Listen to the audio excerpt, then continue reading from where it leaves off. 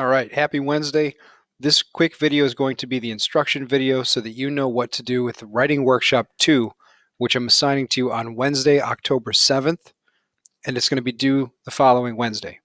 So after you've done the Wednesday check-in discussion question, which I covered in the previous video and put in the announcement, you have to do this Writing Workshop 2. This is so that we can sharpen both your reading analysis skills and your writing skills. It's got 3 steps. I'm going to cover all 3 steps so that at the end, hopefully you have a good idea of what to do. And if you don't, feel free to send me a message through Canvas or an email or call the school and I will help you.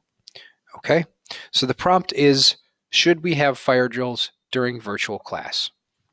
It's kind of a jokey prompt, but I thought you'd have fun thinking and writing about this particular topic. I bet you already have an opinion. So the learning targets are, I can identify key parts of a paragraph, and I can read and respond to an author's opinion with reasoning of my own. So we're going to read Smokey the 7th grade bear's opinion, and then you're going to also write what you think about this topic. You're going to respond after we analyze the paragraph. The step 1 directions say read and analyze the following argument. Use the green highlighter to identify the claim and the yellow highlighter to identify his evidence.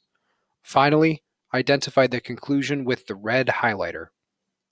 And to help you out, I'm going to read the paragraph to you. It says, Dear school newspaper, I believe that students should have to practice fire drills even during virtual school. First, every family should have a plan to safely get out of a house during an emergency. Practicing escaping can save time and even lives. Second, kids should always be thinking about safety. During virtual school, many kids may not have parents at home to help them in an emergency. Practicing can help these kids if anything goes wrong. For these reasons, I think students should have to do fire drills during virtual school. Sincerely, Smokey the 7th grade bear. Okay, so he's got a pretty well laid out argument. And remember that arguing and writing are pretty closely intertwined. So by studying one, we can learn about the other. So the first thing that we need to do is use our highlighter tool. And you might not remember how to use the highlighter tool. That's okay. If you watch my mouse, which is going to highlight a bunch of stuff I don't want it to, you need to come up here to the top on this toolbar. And next to the A, the text color will be the highlighting color. And the first thing that we need to do is we need to highlight the claim. And if I'm thinking about my background knowledge, I'm thinking, what's a claim? A claim, well, if I claim something, it's what I believe, it's what I think. And so I see there's a word believe there. That's kind of like a red flag. It tells me I should pay attention. So he says, I believe that students should have to practice virtual or fire drills even during virtual school. Okay, well, that's what he believes. That's his claim. So once I've clicked and dragged to highlight this sentence, now I'm going to click on highlight color, and I'm going to turn it green to follow the directions. Okay? You'll do the same thing with the yellow and the red highlighters to find 2 pieces of evidence, and finally, with the red highlighter, his conclusion. Step 2 says, using the chart below, plan your own argument about this topic. Write out the complete paragraph at the very bottom. I have a sentence starter here for you, for your claim.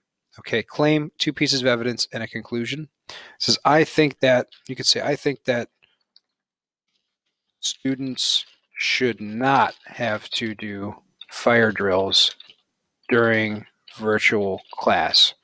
Or maybe you disagree with that and you think they should have to do fire drills during virtual class.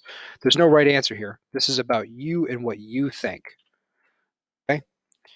After that, you put your 2 pieces of reasoning or evidence that you think backs up and supports your opinion. Should be like this, with your opinion at the top and your 2 pieces of evidence as legs that support the bench.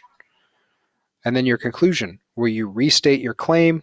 You can do something simple like, for these reasons, I think this, or that's why I think this. Okay, and you express that opinion. And finally, in step 3, it says, type out your paragraph in the space provided below. Remember that paragraphs have complete, detailed sentences. Try to use transition words to connect your sentences. And you're just going to type it into this box as we go. It'll expand to make sure that you have plenty of space. Last thing to note before this video wraps up is that I have a writer's checklist to help you make sure that you ace this assignment and some transition words for you. Good luck.